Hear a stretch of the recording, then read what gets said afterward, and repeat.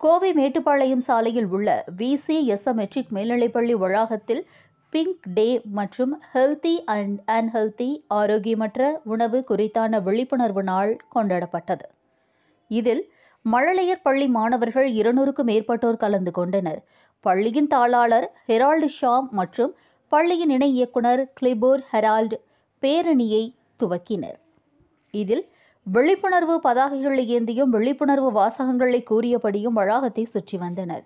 மேலும் ஆசிரியர்கள் ஹெல்தி வகைகளை காட்சிப்படுத்தினர்.